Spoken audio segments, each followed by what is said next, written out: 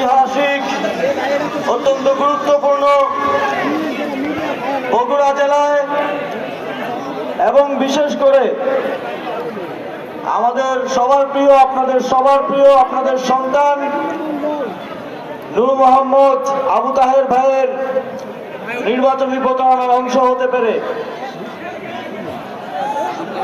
আমরা যখন ক্যাম্পাসে 15-20 জন শেখ হাসিনার ফ্যাসিবাদী সময়ে আন্দোলন সংগ্রাম করতাম, সেই সময় থেকে আমরা নূর মোহাম্মদ আবু তাহের ভাইকে আমাদের পাশে পেয়েছি।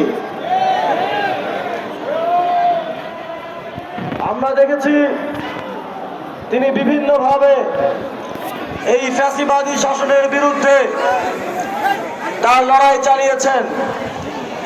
পাবলিকেশনের মাধ্যমে, রাজপথে এবং শেখ হাসিনার ফ্যাসিবাদী সময়ে যখন নির্বাচনের নামে প্রহসন হতো, তখনও তিনি চ্যালেঞ্জ নিয়ে ইউনিয়ন পরিষদ নির্বাচনে নির্বাচিত হয়ে এসেছেন। সেই সময় এত চ্যালেঞ্জ নিয়েও তিনি কোনো প্রকার সহযোগিতা ছাড়া ইউনিয়ন পরিষদ চেয়ারম্যান হিসেবে সফলতার ছাপ রেখেছেন। আমাদের বিশ্বাস, আপনাদের সমর্থনে 11 দলীয় জোটের প্রার্থী হিসেবে নূর মোহাম্মদ ভাই নির্বাচিত হয়ে আসলে বিগত সময়ের থেকে আরো জোরালোভাবে, আরো শক্তিশালী রূপে আপনাদের জীবন মান উন্নয়নে, অবকাঠামোগত উন্নয়নে, দুপচাচিয়া আদমদিঘিবাসীর দুঃখ দুর্দশা লাঘব করার জন্য আরো শক্তিশালী রূপে তিনি কাজ করে যেতে পারবেন। সংগ্রামী বন্ধুগণ, আপনারা বিগত ফ্যাসিবাদের সময়ে শুধুমাত্র জেলার পরিচয়ের কারণে আঞ্চলিক বৈষম্যের শিকার হয়েছেন। অন্তর্বর্তীকালীন সরকার দায়িত্ব গ্রহণের পর আমরা সিদ্ধান্ত নিয়েছিলাম শুধুমাত্র রাজনৈতিক কারণে বাংলাদেশের কোন জেলাকে আঞ্চলিক বৈষম্যের শিকার করা যাবে না। সেই সময় থেকে আমরা বরাদ্দের ক্ষেত্রে বৈষম্য নিরসন করে পুনর্বন্টন করেছি। ইতিমধ্যেই আমি স্থানীয় সরকার বিভাগে দায়িত্বে থাকাকালীন আপনাদের বগুড়া শহরকে সিটি কর্পোরেশনে রূপান্তরের উদ্যোগ গ্রহণ করেছি। ইনশাআল্লাহ খুব দ্রুত সময়ের মধ্যে সেই উদ্যোগ সফলতার মুখ দেখবে। আপনাদের বগুড়া স্টেডিয়ামকে আন্তর্জাতিক মানের স্টেডিয়াম করার জন্য, আগের জৌলুস ফিরিয়ে দেওয়ার জন্য উদ্যোগ গ্রহণ করা হয়েছে এবং ইতিমধ্যে কাজ সম্পন্নের পথে আছে। তবে আপনারা জানেন আমরা কম সময় পেয়েছি, সেজন্যই আবার আপনাদের মাঝে এসেছি যেন আপনাদের সমর্থন নিয়ে 11 দলীয় ঐক্য জোট এবার সরকার গঠন করতে পারে। তাহলে আমাদের অনেক স্বপ্ন আছে, নূর মোহাম্মদ ভাইয়ের অনেক স্বপ্ন আছে, বগুড়াবাসীকে আমাদের অনেক কিছু দেওয়ার আছে। আমরা জানি আপনাদের কি কি সমস্যা আছে। আমরা সান্তাহার পৌরসভায় আপনাদের দীর্ঘদিনের দাবির প্রেক্ষিতে একটি আন্ডারপাস নির্মাণ করতে চাই। আমরা দুপচাচিয়া পৌরসভার যে যানজট সমস্যা তা নিরসনে একটি ফ্লাইওভার নির্মাণ করতে চাই।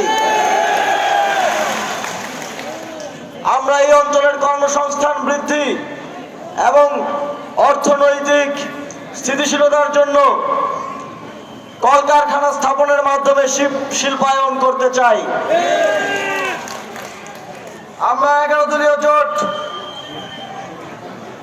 বগুড়ার যে এয়ারপোর্ট আছে, যেটাকে শুধুমাত্র রাজনৈতিক কারণে অকেজো করে রাখা হয়েছে, সেটাকে আবারও ফাংশনাল করতে চাই।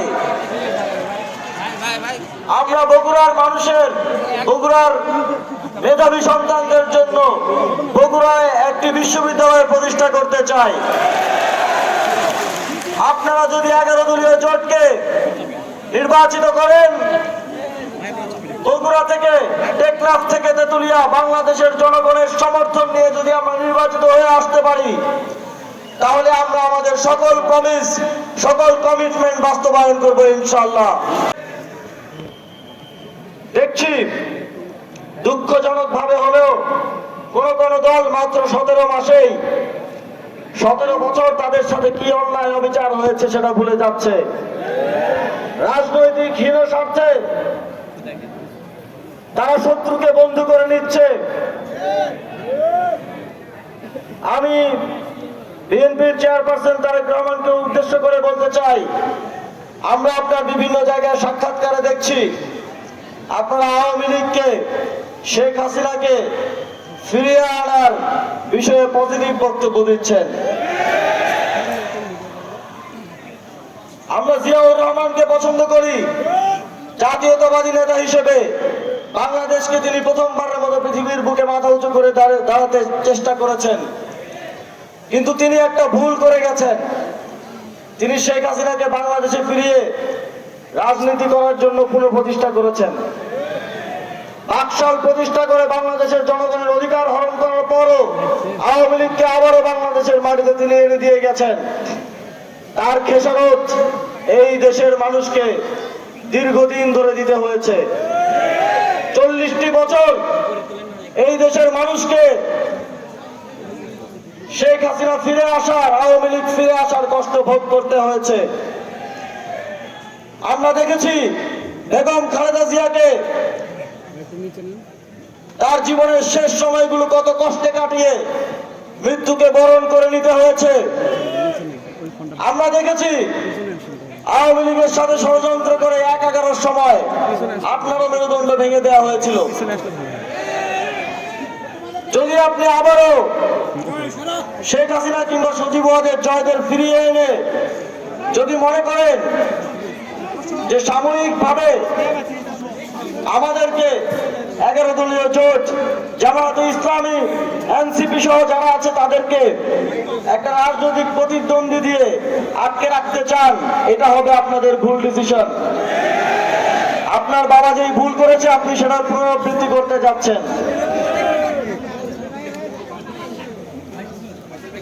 আমরা চাই না আবারও বাংলাদেশে খালেদা জিয়ার মতো জুবাইদা রহমানকে আওয়ামী লীগের মাধ্যমে নিপীড়নের শিকার হতে হোক। আমরা চাই না আপনার মতো আপনার সন্তানের মেরুদণ্ড ভেঙে দেওয়া হোক। যদি আপনিও তা না চান তাহলে আওয়ামী লীগকে ফিরিয়ে আনার সকল ধরনের পায়তারা থেকে দূরে থাকতে হবে।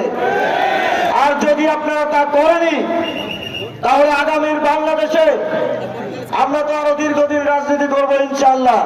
বাংলাদেশের জনগণ ইতিহাস মনে রাখবে ইনশাআল্লাহ।